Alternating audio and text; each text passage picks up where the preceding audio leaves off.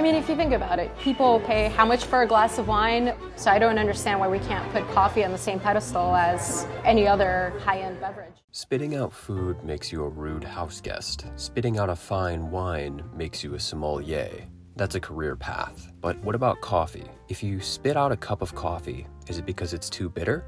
Sometimes. But coffee is more than a bitter beverage. Coffee is the wine of the future. Today, we're taking a sip into the world of coffee. We're going to ask why people like coffee, who convinced us that coffee can be good, and how our desire for decent drinks led us down the grapevine into the world of wine. We're breaking down the history of specialty coffee to figure out why people care about a boutique product and how coffee made its way into the tasting room.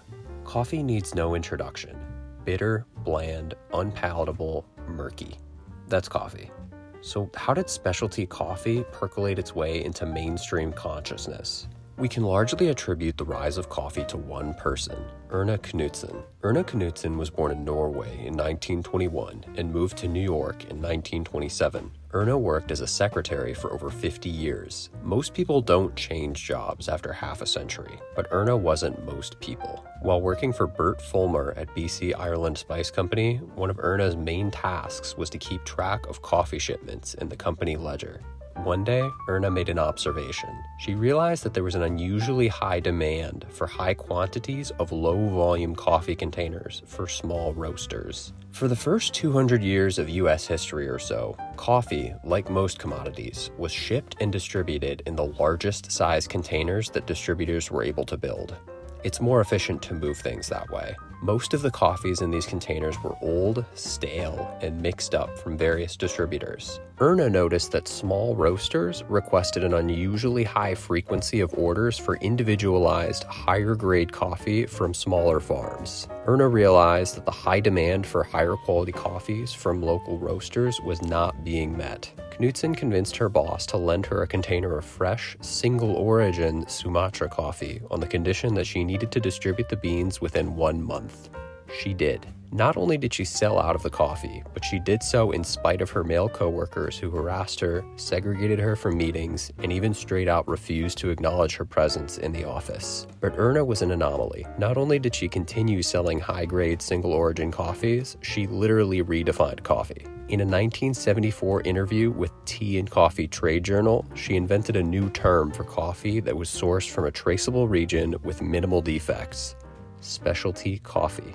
So Erna kept selling bags and bags of specialty coffee. She sold so much that she needed to start her own coffee company, Knutsen Coffees. At the same time, in 1981, Erna became president of BC Ireland Coffee Company Division, bought out the company in 1985, and merged it into her own company. She fired every man who had once belittled her.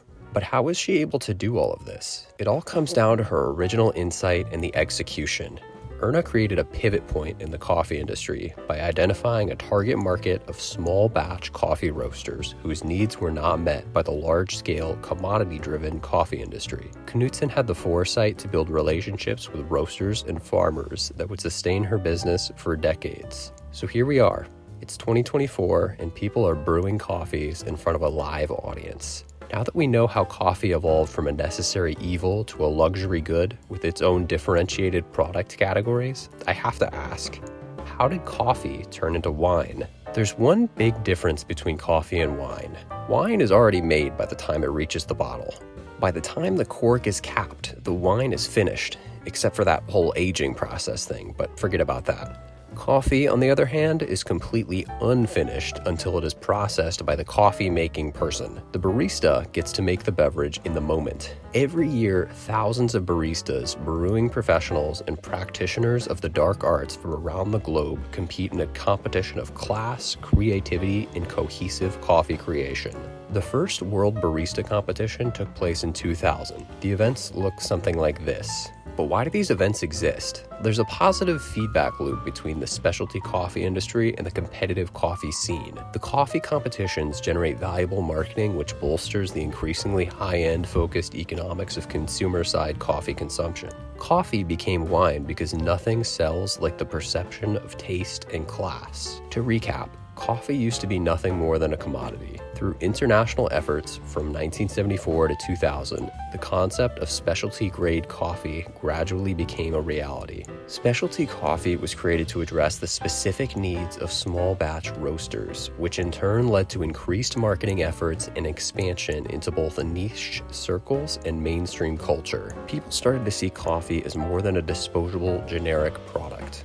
Coffee categories didn't just become differentiated between low and high-grade coffees. Specialty coffee is differentiated and distinguished. In the same way that wine has a spectrum from the bottom shelf to the collector's cellar, coffee now has a spectrum from single-serve instant mix to single-origin selections. So, if you don't want to drink high-end coffees or participate in the upper-class coffee culture, then don't.